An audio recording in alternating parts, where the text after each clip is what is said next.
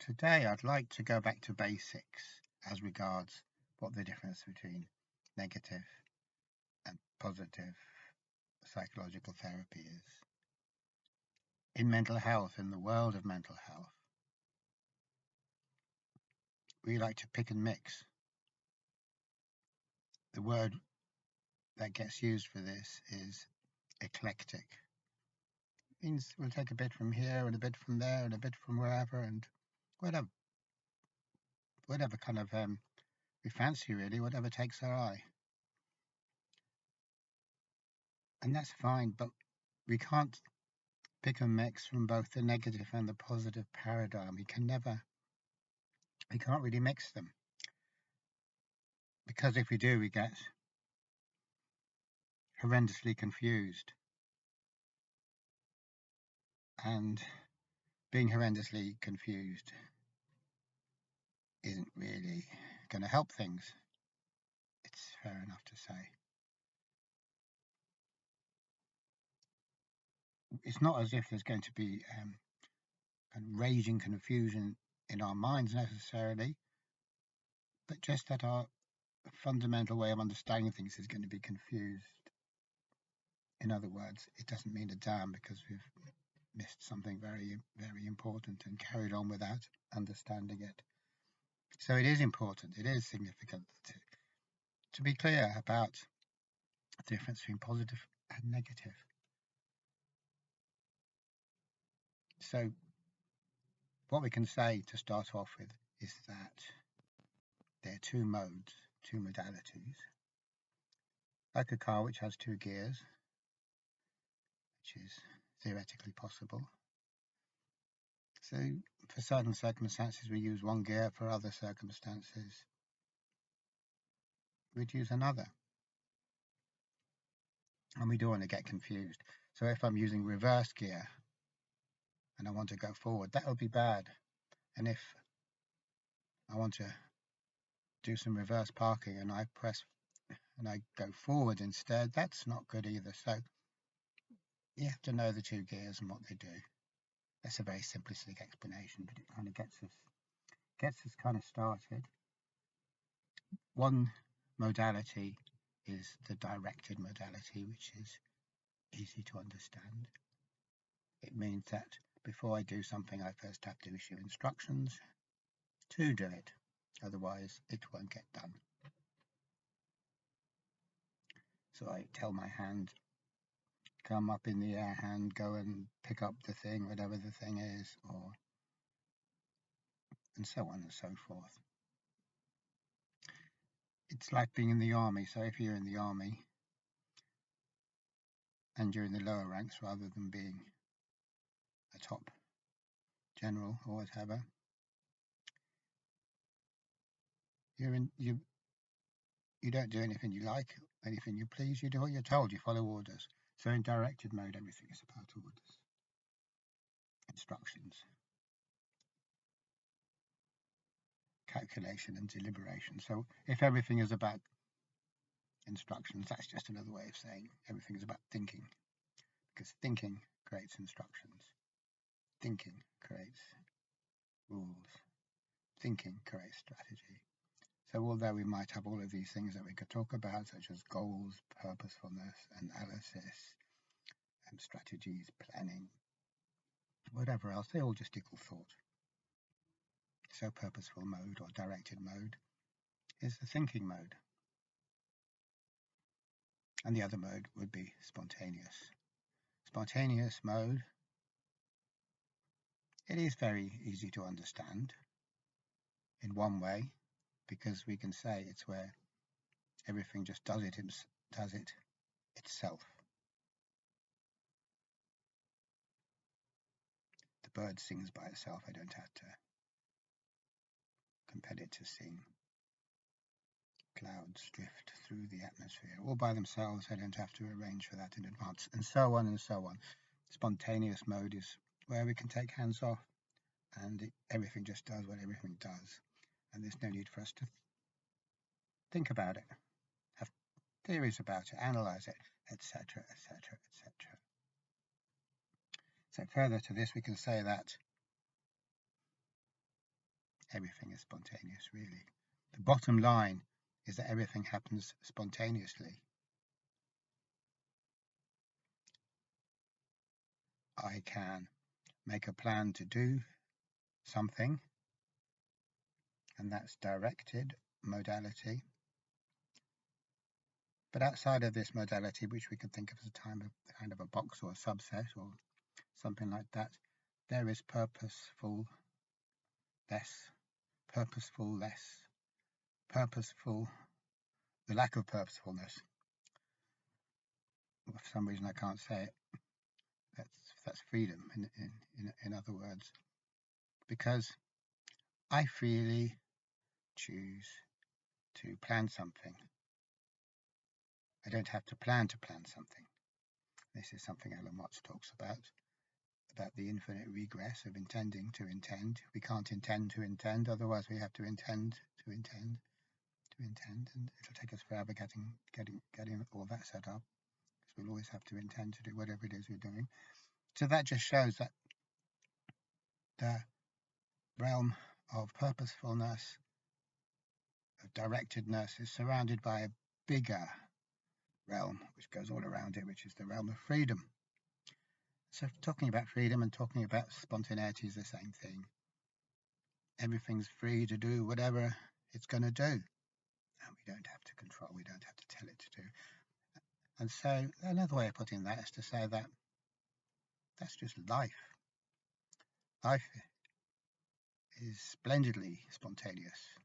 All the birds sing by themselves and make their nests by themselves without us having to supervise it. It's all just happening in this most pleasing, spontaneous way. That's why we like to be in nature, because it reminds us of the spontaneity of all the processes.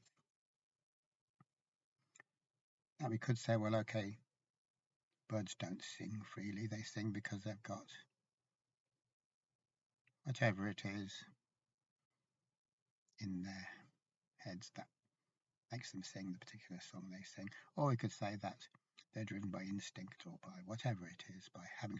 We could even say that a bird has a plan, in a way, in the sense that it has a blueprint for nest making somewhere in it, which is true enough, since all birds of the same species go about it in the same way. But even that is spontaneous originally, because if we trace it back far enough, all patterns, all plans are all freely arrived at, which means to say nature doesn't have to do that. It could have chosen something else. It could have chosen another type of song, if you can speak in terms of nature choosing something, but we can in a way. So the root of everything, again, is pure spontaneity, and we can sense that. That's why we find the natural world pleasing, because it isn't all based on rules and regulations, because it isn't a vast bureaucracy. Now we humans take that, or we start off on the basis of the spontaneity of the natural world, and we invent bureaucracy. That's how smart we are. We don't have upgraded cerebral cortexes for nothing. We have them so that we can develop and put in place immense systems of bureaucracy. Rules, basically. If this, then do this. If X, then Y. That's a rule. It tells us what to do when something happens. If this happens, well, you do that. Now, when we behold a vast bureaucracy, it's not pleasing. No one's going to say that that is pleasing. What would you rather do, observe nature or observe some horrible, tortuous bureaucracy?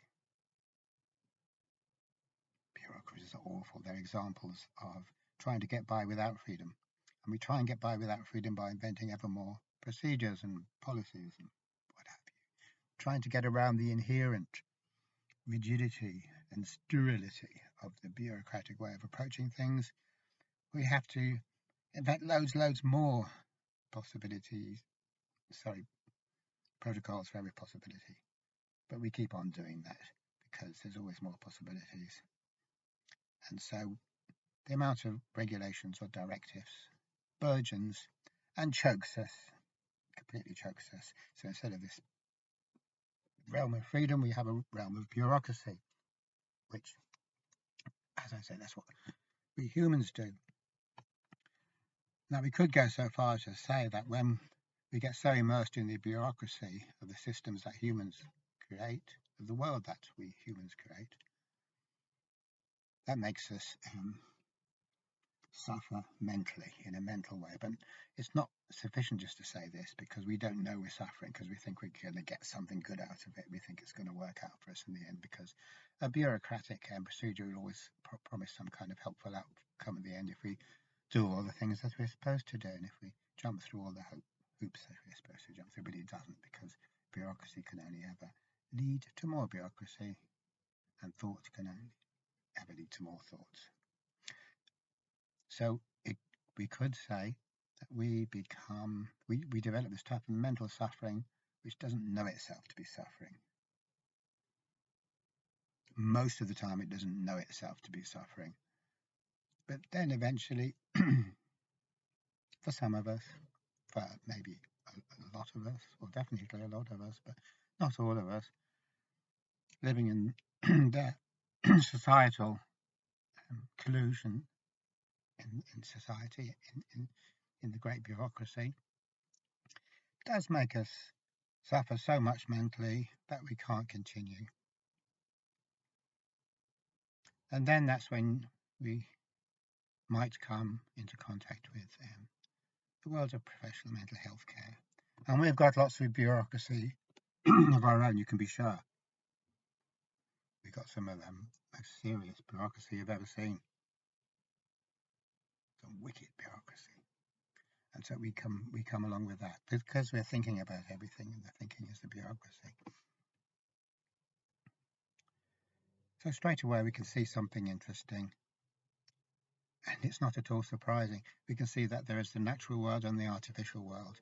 And out of the fact that we are kind of busybodies and really control freaks, we don't like risk, we create the artificial world, which is kind of safe for us. It's kind of relatively risk-free. We create a risk-free zone where everything is guaranteed to be what it's supposed to be, or happen the way that it's supposed to do. You can't step out of line. Like a very well-organized country, Switzerland or something like that, a country where everything's so well-organized. And on the face of it, that seems good. It seems, yes, I feel safe now because I'm in Switzerland, or yes, I feel safe now because I'm in society where everything is governed by rules. But just behind this, behind that outer appearance of everything being good, is a very frightening sterility. Because nothing creative or spontaneous, obviously, ever happens in the directed zone, in the purposeful realm. It is sterile. All that can come out of it are what the rules say can come out of it, which means only stuff that can ever happen is the stuff that the rules say can happen. But the rules, which is another way of saying that nothing can come out of that situation but the rules. And rules aren't anything. Rules aren't life. Life is freedom, not a rule. You can see when we start applying rules to life how ridiculous it gets. You know, we can't say what life is, or that we should live it this way or that way, or because as soon as we do that, we're trying to frame life within the greater context of our mind-created bureaucracy, which is what we always do. To not do this, for me not to do that, just leave it alone, take my hands off the wheel, just let it do what it does, it would be such a major thing. It's a major undertaking, very major, much more major than anything we usually put ourselves and address ourselves to. It'd be easier to climb Mount Everest. It's a hard thing. As strange as it seems for us to stop interfering, it's a colossally hard thing. We just don't know how to go about it. Because there's no rules or procedures for how to go about it, because we're trying to free ourselves from rules and procedures.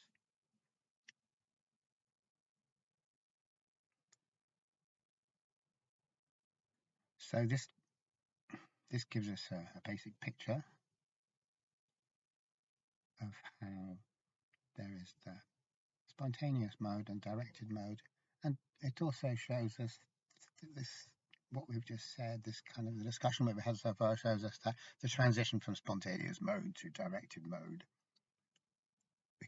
we can't reverse it, because once we've done it, we're no longer spontaneous, and we can't get back to being spontaneous, and we're stuck trying to make the best of things with our thinking, with our cleverness. What do I do? Will I do this? What's the best way to live life? What's the best way to, etc., etc.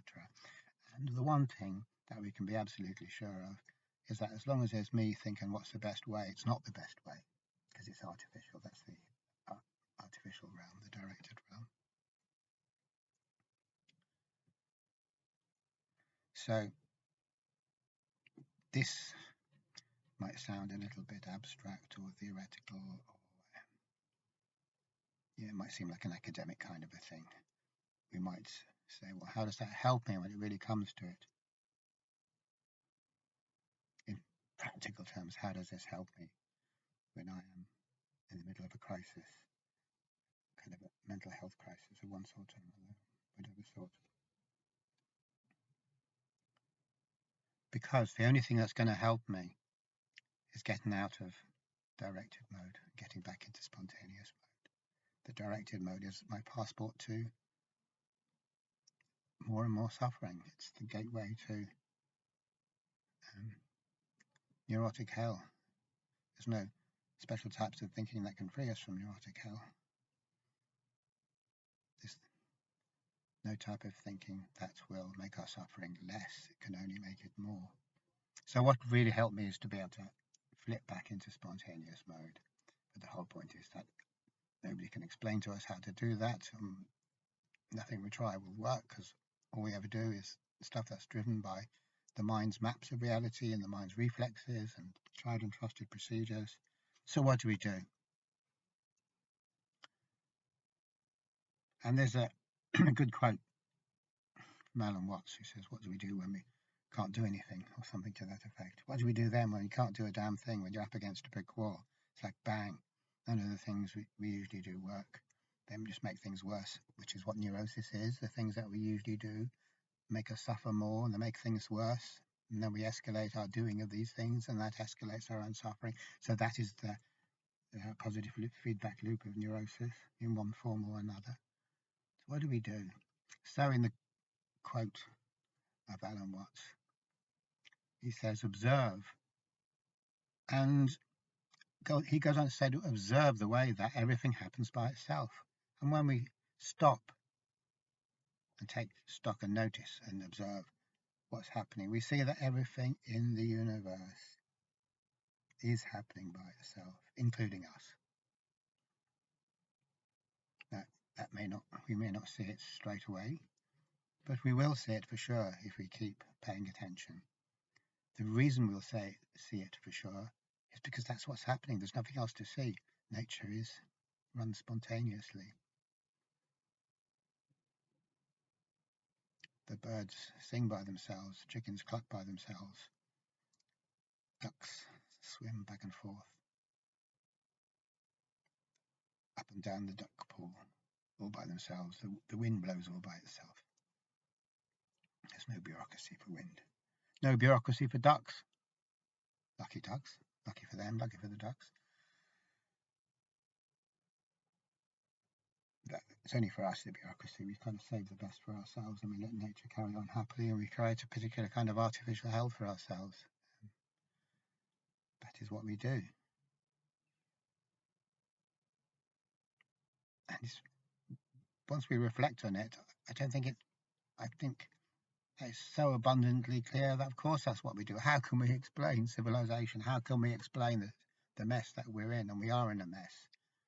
I'm not talking about a kind of big mess that the world's going to end. Each one of us is in a mess because we're separated from our true spontaneous nature, which means that we're basically unhappy machines trying to get back to our original nature, our original state of being in all these clunky, awful mechanical ways that make us even more divorced from who we really are, but which, as a byproduct, feed the mechanisms of society.